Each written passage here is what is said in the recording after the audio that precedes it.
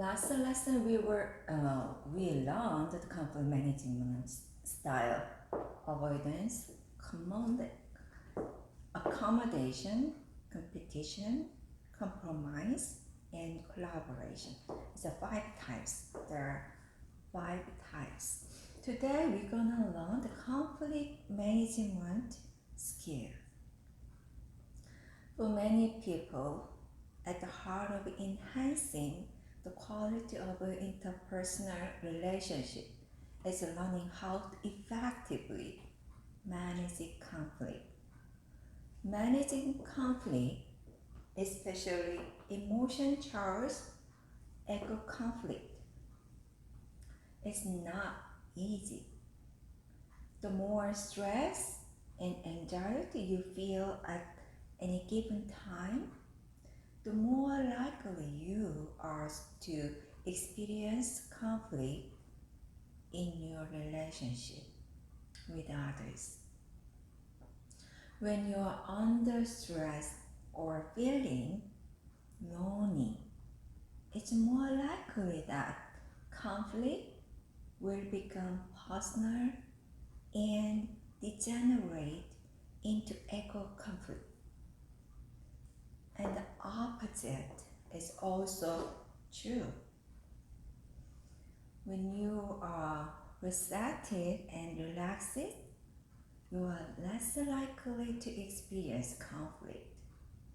But even while relaxed and with a fully developed set of skills, don't expect to avoid conflict.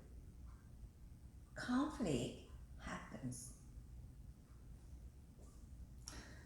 Manage your emotion. Manage your emotion. That's important. That's so important. If we feel powerless to control our own emotions, we will have difficulty taking a logical or rational approach to managing the conflict. If expressing our feelings in an emotional outburst may make us feel better for the moment, but it may close the door to logical, rational negotiation. When we are emotionally charged, we experience physical change as well. One researcher found that our adrenaline flows faster and our strength increased by about 20%. The liver, pumping sugar into a bloodstream, demands more oxygen from the heart and lungs. The vein become enlarged and the cortisol centers where thinking takes place do not perform nearly as well. The blood supply to the problem-solving part of the brain is severely decreased because under stress, a greater portion of blood is diverted to the body's extremities. Such changes fuel our fight, flight responses. If we choose to stay, verbal or physical violence may erupt. If we flee from the conflict, we cannot resolve it. Until we can tone down our emotions, we will find it difficult to apply other skills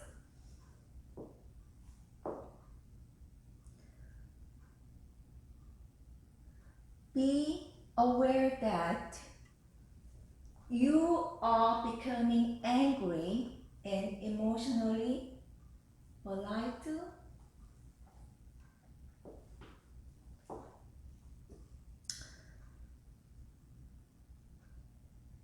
unbridled, and uncensored emotional outburst really enhance the quality of the interpersonal relationship. An emotional hurt may you feel better, but your partner is likely to reciprocate, which will only escalate the conflict further. Before that happens, become aware of what is happening to you. As we described earlier, your body will start to react to your emotions with an increased heart rate. Be sensitive to what is happening to you physically.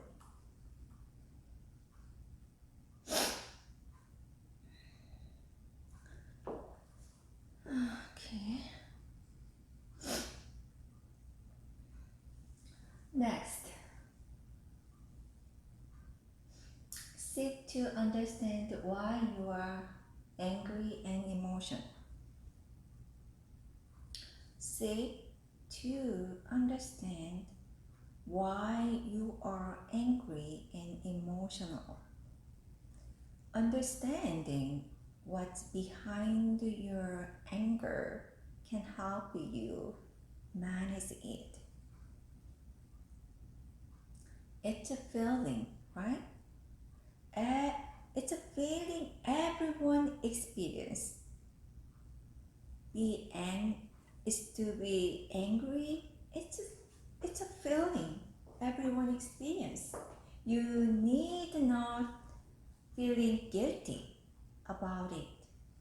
Anger is often expressed as a defense when you feel violent or when you are fearful or losing something that is important to you. Think about the last time you became very angry. Often you experience a sense of righteous indignation when you are angry. You are being denied something you feel you should have. Next, make a conscious decision about whether to express your anger. Make a conscious decision about whether to express your anger.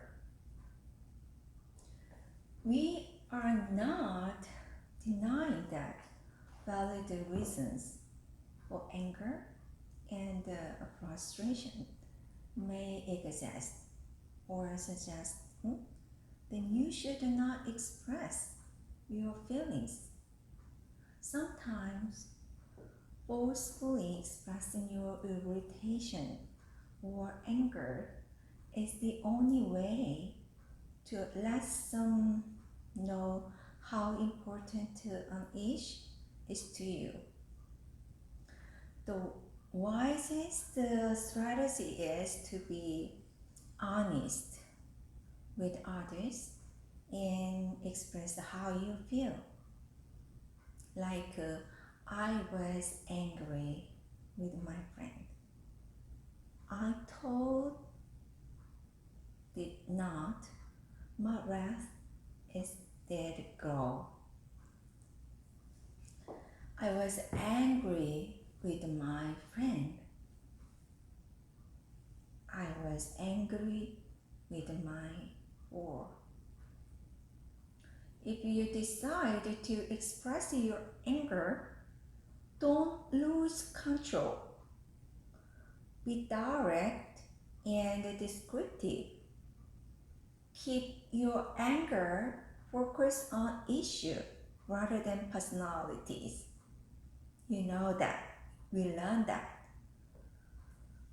Next, select a mutually acceptable time and place to discuss conflict.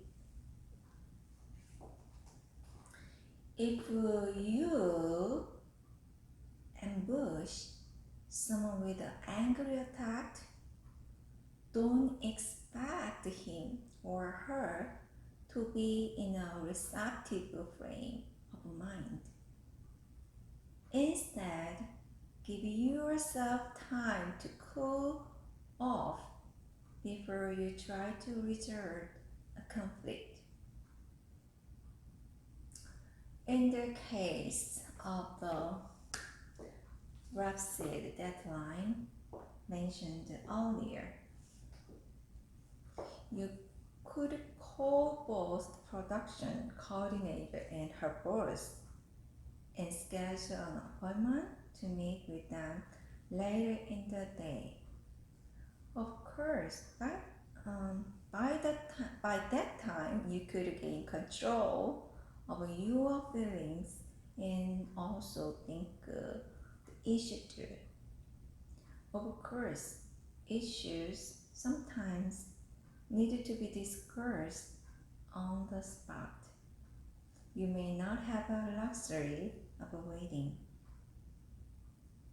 But whenever practical, make sure the other person is ready to receive you and your message.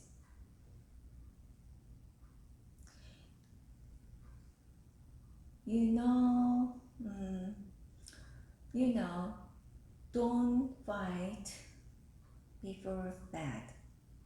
Couple who had experience express struggle, conflict,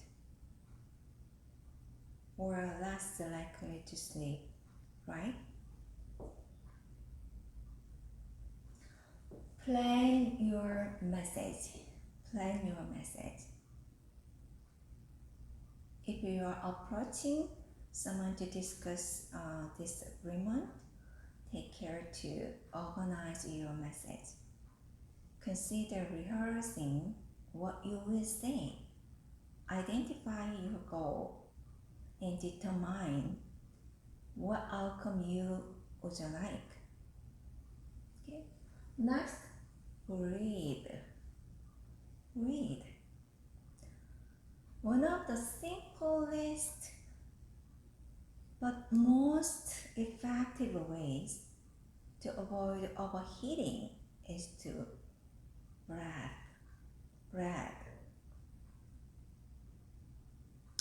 As you become aware that your emotions are starting to erupt, take a slow, deep breath. Then breathe again. This can help calm you and manage the psychological changes that adrenaline creates. Deep breathing. The primary strategy women use to manage the pain of a childbirth. Deep breathing can be a powerful way to restore calmness to your spirit. Focusing on your breathing is also one of the primary methods of meditation. We are not suggesting that you hyperventilate,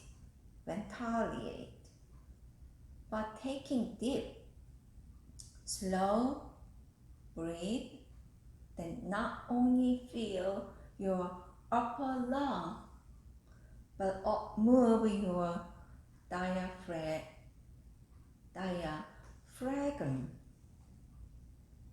The phlegm is the muscle that moves as your lungs expand and contract. So move your diaphragm is an active strategy to help you regain rational control. Another thing is monitor non-verbal message. That's important. We learned that. Yeah.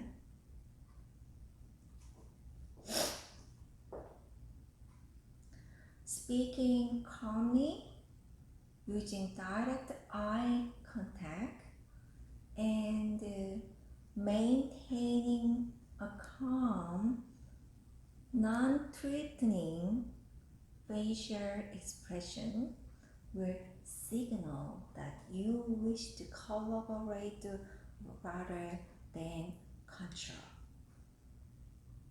Your nonverbal message should be also support your verbal response. Avoid personal attack, name calling, and emotional overstatement. Using threat and derogatory names can turn a simple conflict into an ego conflict. When people feel attacked, they respond by protecting themselves. Research has found that when husbands and wives feel discomfort during conflict because of name calling or because their partner has made a nasty comment, relational satisfaction significantly decrease. It's not surprising that people don't like to be called names. Although you may feel hurt and angry, try to avoid exaggerating your emotions and hurling negative personal comments on your partner. If you say you are irritated or annoyed rather than furious, you can still communicate your emotions, but you take the harsh sitting out of your description. We are not advocating that you be dishonest about how you are feeling. Just don't overstate your emotions for dramatic effect. It may make you feel better, but it may make matters worse.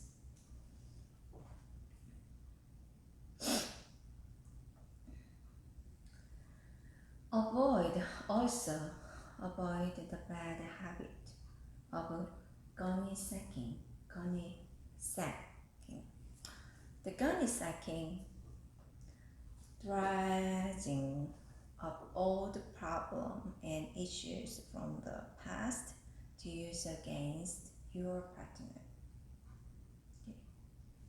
No, avoid the bad habit of gunny sacking. It's a habit, yeah? Take time to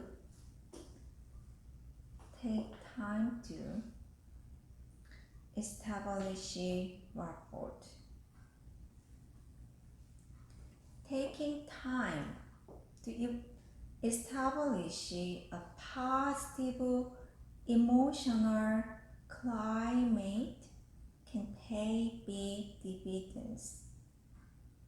This is especially important if you are not well acquainted with the person you are having the conflict with. One study compare how effectively conflict was managed in two different groups. In one group, the conflict negotiators spent time face to face, schmoozing, and getting to know one another before trying to negotiate a solution to conflict.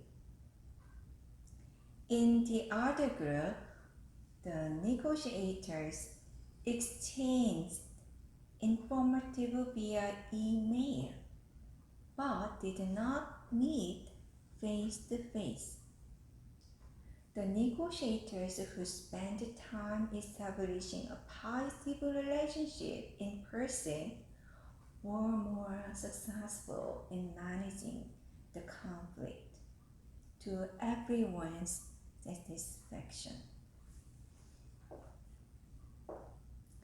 Even if you know the other person well, take some time to build rapport, chatting about such seemingly innocuous topics as the weather or a local event can help break the ice and provide a basis for a more positive conventional climate. A positive emotional climate is especially important when trying to solve through vexing, conflict-producing issues. Research has found that taking time to listen and thoughtfully respond to others during conflict goes a long way toward creating a positive climate that is more likely to enhance rather than detract from the accuracy of communication. Another way to establish a rapport is to consider using appropriate humor to lighten the mood. Okay? Use self-talk. Use self-talk.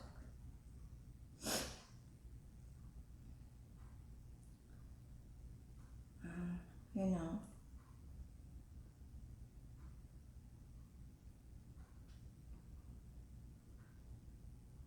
sorry, some problem I have.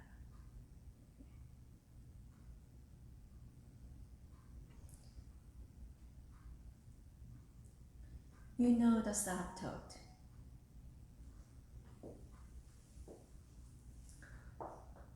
Ask yourself whether an emotional tirade in escalating conflict will produce the result you want.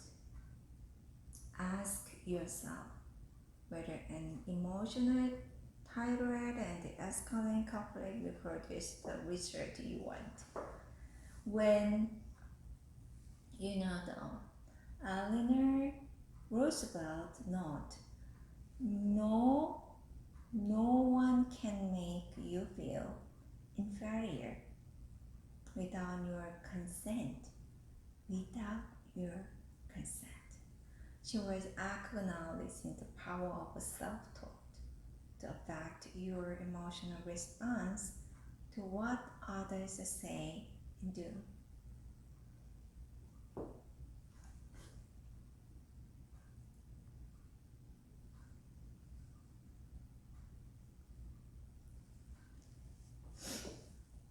Manage information.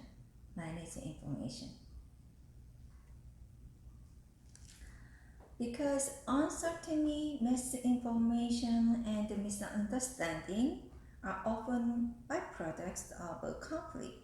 and disagreement.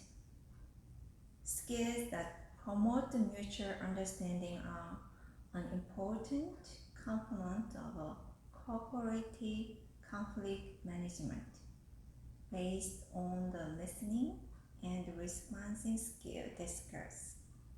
The following specific suggestions can help you reduce uncertainty and enhance the quality of a communication during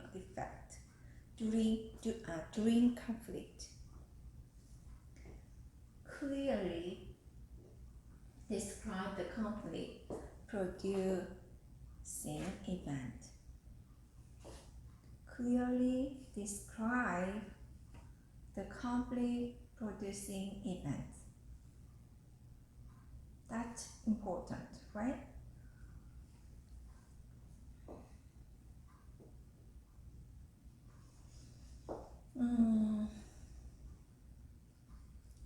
Instead of just blotting out your complaint in random order, think of delivering a brief, well-organized mini speech. Offer your perspective on what created a conflict, sequencing the event like a well-organized story. Describe the event dispassionately so that the other person shares your understanding of the problem. Take turns talking. Take turns talking. It's simple but powerful. Take turns talking. Research has found that consciously taking turns when discussing a conflict increase the likelihood that the conflict will be managed effectively. Although this strategy will not guarantee that the disagreement will be resolved, it does help establish a climate of mutual concern. When taking turns, it's also important to listen and remain calm when the other person is speaking. Own your statements by using descriptive I language. For example, I feel upset when you post the week's volunteer schedule without first consulting with me. Okay? I really don't want you to take this the wrong way. I really care about you, but I want to know that when you take food from my plate, I feel uncomfortable. My sister sometimes did that when I was a kid, and I didn't like it. One final tip about using iMessage: monitor your bot message. Avoid bot message. Here's a sample. I love you. I really love you, but I feel really frustrated when you leave your clothes laying on every chair. A bot message diminishes the positive sentiment you express with your I message.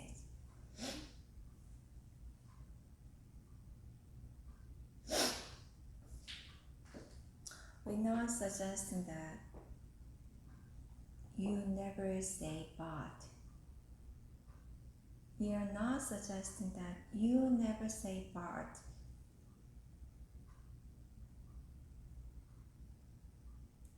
Only that you realize how the word may create noise for the listener.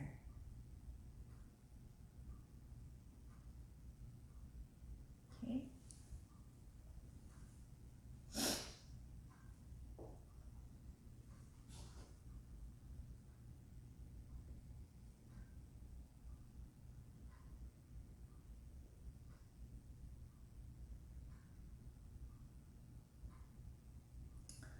Use effective listening skill. Managing information is a two-way process. Whether you are describing a conflict situation to someone or that individual is bringing conflict to your attention, good listening skills will be invaluable. Give your full attention to the speaker and make a conscious point of turning out your internal message. Sometimes the best thing to do after describing the conflict producing event is simply to wait for a response. If you don't start talking and give other person a chance to respond, he or she will feel frustrated. The emotional pitch will go up a note, and it will become more difficult to reach an understanding.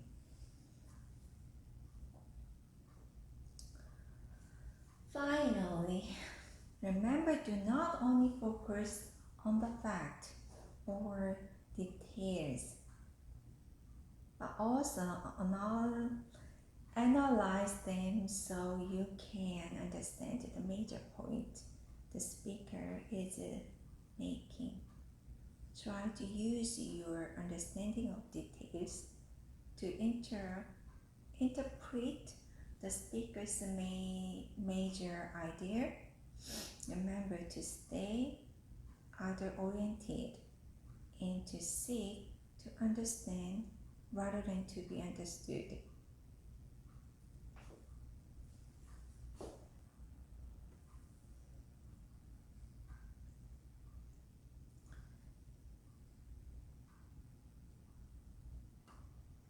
Check your understanding of the what others say and do.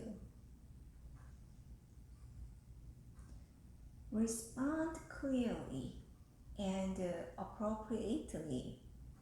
Your and your conflict partner's response will confirm that you have understood each other. Checking perceptions is vital when emotions run high. Okay. Be empathy. Be empathy.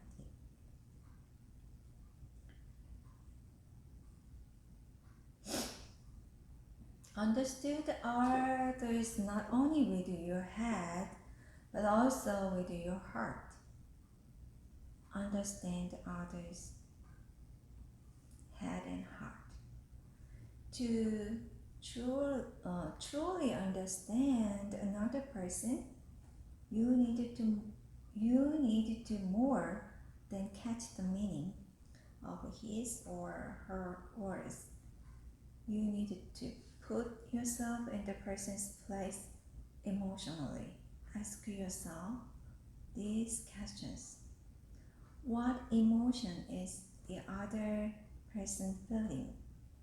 Why is he or she experiencing these emotions? Throughout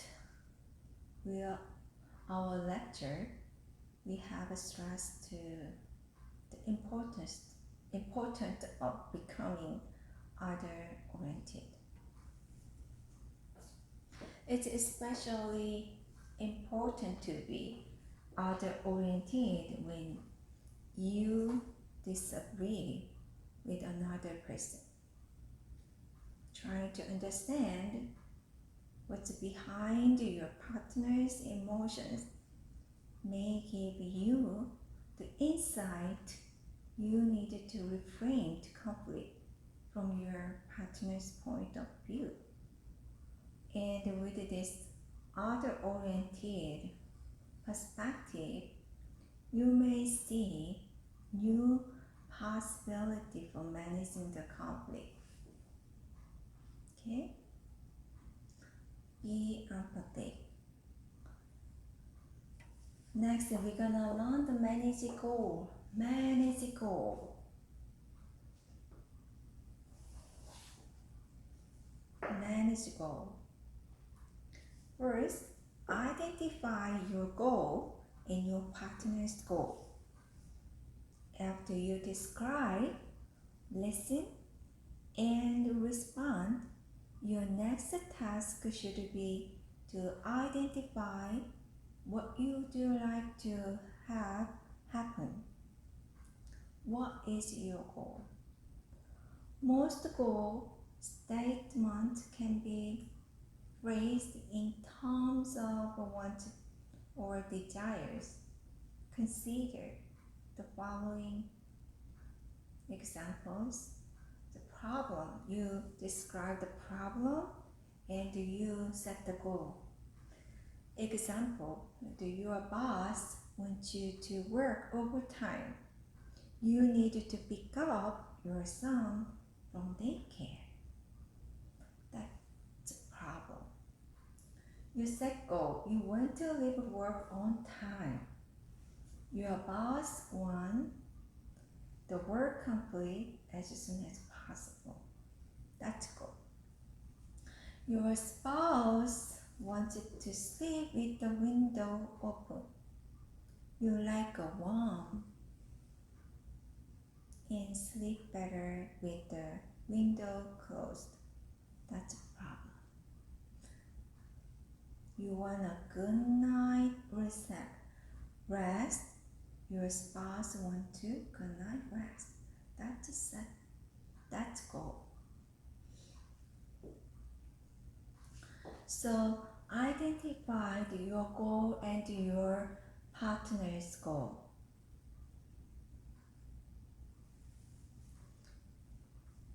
And then identify where your goal and your partner's goal overlap.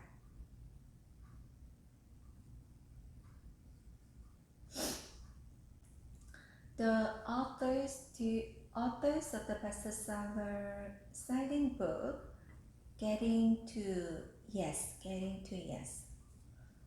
Roger Fisher and William Ury, stress the importance of focusing on shared interests when seeking to manage difference. Armed with understanding of what you want and what your partner wants, you can then determine whether the goal overlap. In the conflict over whether the window should be open or closed, the goal of both parties is the same. Each wants good night sleep. Framing the problem as how can we achieve our mutual goal, rather than arguing over whether the window should be up or down, move the discussion to a more productive level. If you focus on shared interest and develop the objective rather than subjective criteria of criteria for the solution. Hope exists for finding a resolution that will satisfy both parties. And the manage the problem. Manage the problem. So if you can structure conflict as a problem to be solved rather than a battles to be won or lost, you are well on your way to finding strategy to manage the issue that confront you and your partner.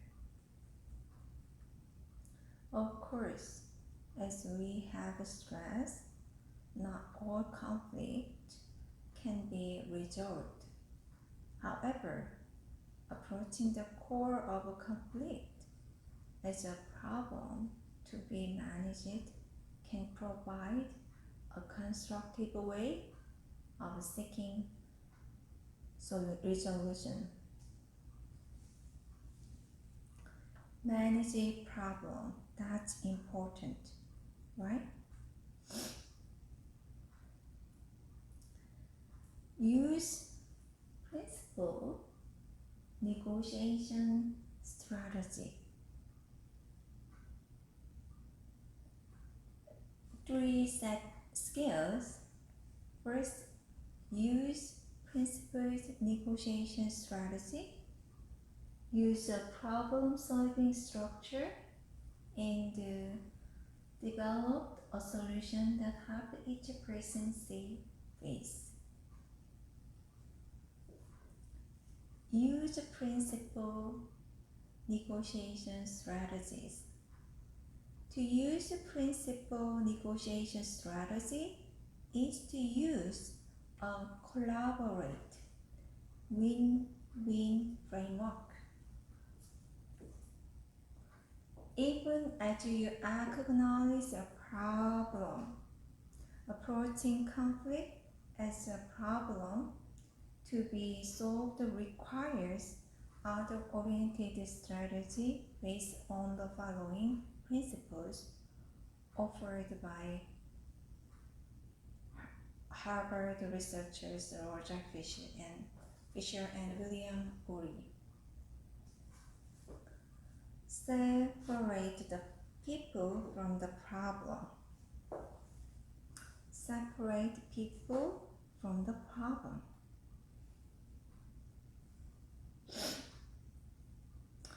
Leave personal grievance out of the discussion.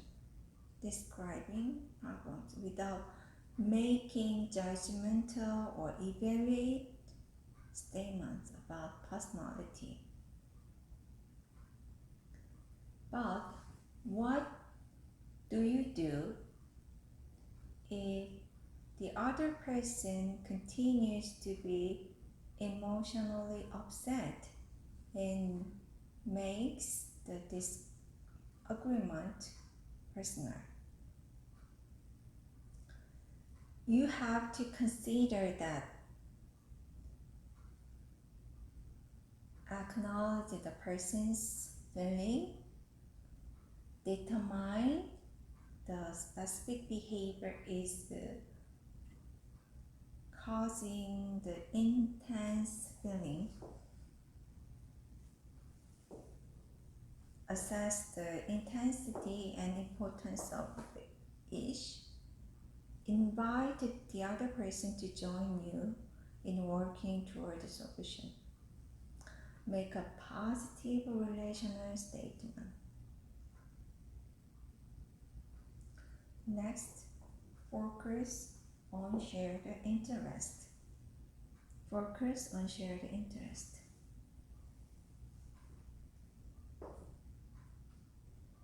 Ask questions such as, what do we both want? What do we both value? Where are we already agreeing? To emphasize common interest value, and goals. If the discussion seems to be getting off track and conflict seems to be escalating, return to area of mutual agreement. Generate many options to solve the problem. Generate many options to solve the problem. Base decisions on objective criteria. Generate many options to solve the problem. You are more likely to research a mutually acceptable solution if you identified many possible options rather than debate only one or two. Collaborate, conduct research to find options. Talk with people for ideas and use brainstorming techniques to generate alternative solutions. Base decisions on objective criteria. You know that. Try to establish standards for an acceptable solution to a problem. These standards may involve cost, timing, and other factors. Okay? These standards may involve the cost, timing, and other factors. You and your neighbor are discussing possible ways to stop another neighbor's dog from barking throughout the night. You decide on these criteria. The solution must not harm the dog. It must be easy for the owner to implement. The owner must agree to it. It should not cost more than $50. And it must keep the dog from disturbing the sleep of others. Your neighbor says, maybe the dog can sleep in owner's garage at night. This solution meets all but one of your criteria, so you call the owner who agree to put the dog in the garage by 10 p.m. Now everyone wins because the solution meets a sound were considered set of the objective criteria. Next, use at the manage a problem. You use a problem-solving structure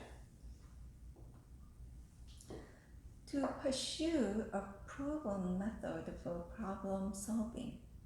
You can apply all of the skills described so far. The method is straightforward. Define the problem, analyze the problem's cause and effect, determine the goals you and your partner seek, generate many possible options, and then select the option that best achieves both your goal and those of your partner. Most problems boil down to something you or your conflict partners want to more or less rationally define and analyze what its issues are. Then try to understand the issue and goals from the other person's point of view.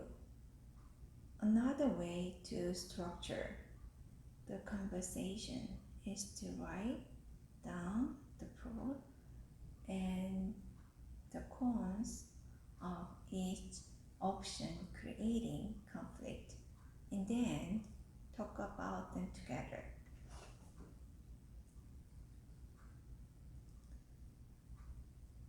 Develop the solution that helps each person save face. The concept of face we first introduced with last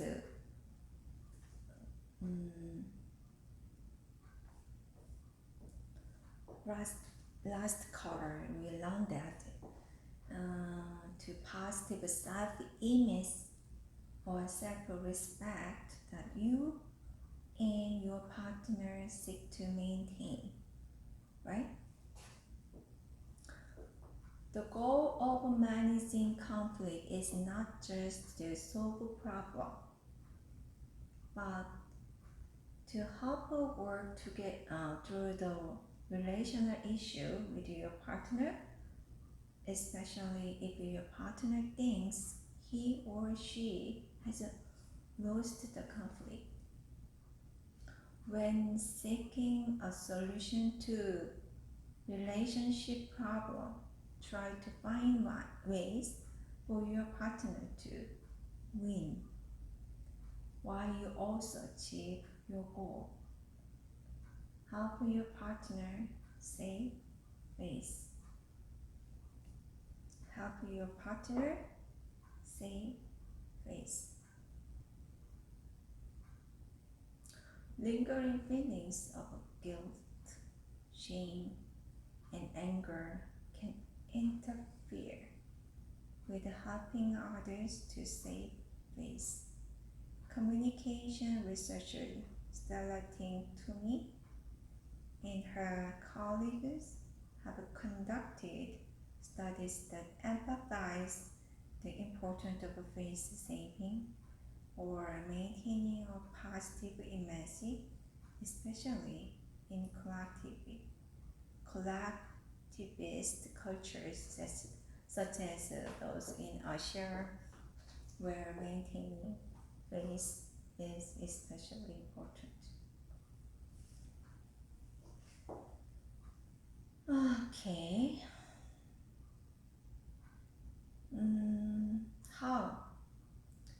How do you help someone save face and avoid embarrassment? Sometimes you can offer genuine forgiveness, or you can offer explanation that help reframe the difference, perhaps suggesting that it was really just a misunderstanding that led to disagreement. Such a face restoring comments can help mend bruised ego. Finding ways to be gracious or allow your partner to save a face is an important heart-oriented approach to dealing with people. After a family feud between a mother and her teenage daughter, mom might say, "You are right. I should not get so upset. I'm sorry. I lost my temper. You are a great daughter." Admitting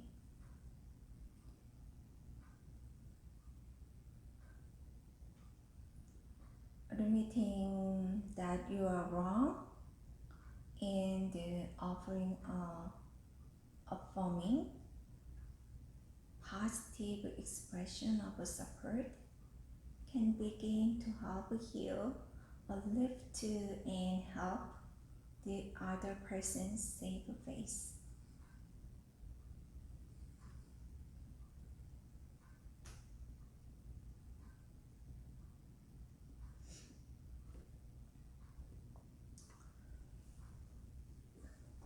Also, one research study found that it's often more difficult for partners, often difficult for parents to get over past hurts and relational bruise than adolescent children.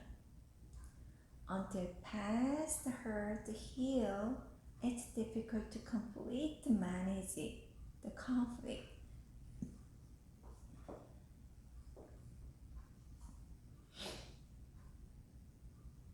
One more. One research study found that's important. It is often more difficult for parents to get over past hurts and relational bruise than adolescent children. Until past hurt heal, it's difficult to completely manage the conflict. If you are wronged person in the conflict and the person who incited the conflict has apologized, then you have a choice to make. Do you forgive the person who offended you?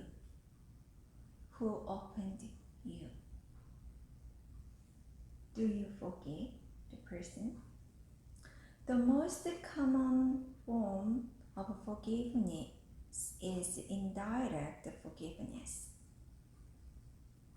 which occurs when a person does not explicitly tell someone that he or she is forgiven, but the resumption of a normal relationship and communication patterns leads the other person to understand he or she is forgiven.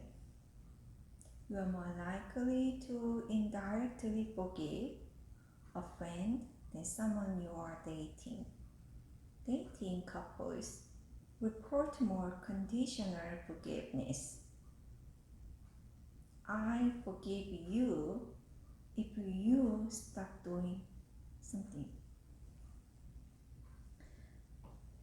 If you forgive someone conditionally, it's more likely that negative feeling of conflict will linger longer. Directly forgiving someone without condition is the most effective way to get the issue resolved for both of you. Even though we have presented these conflict management steps as perspective suggestions, it is important to remember that conflict is rarely a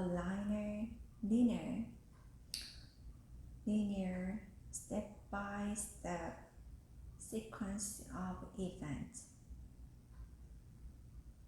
These skills are designed to serve as a general framework for collaboratively managing differences. But if your partner does not want to collaborate, your job will be more challenging. In reality, you don't simply manage your emotions and then more neatly on to develop greater understanding with another person. Sorting out your goals and your partner's goal is not something you do once and then put behind you.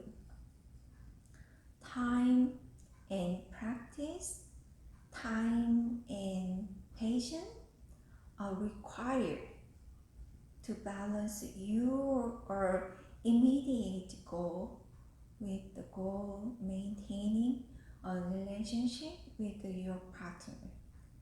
In fact, as you try to manage a conflict will more than likely bounce forward and backward from one step to another. The framework we've described gives you an overarching perspective for understanding and actively managing disagreement, but the nature of interpersonal relationship means you and your partner will respond, sometimes in unpredictable way, to a variety of cues, psychological, sociological, physical. When communicating, think of the skills you have learned as options to consider rather than as hard and fast rules to follow in every situation. Today we learned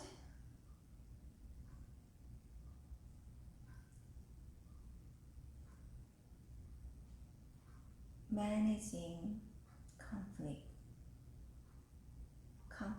managing, how to manage the conflict. Yeah? We learned the conflict managing skills. You remember gun is sacking, bound message, eye, language, face.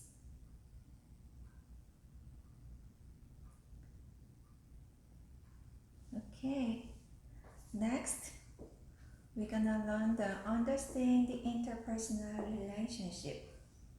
Okay, see you next week.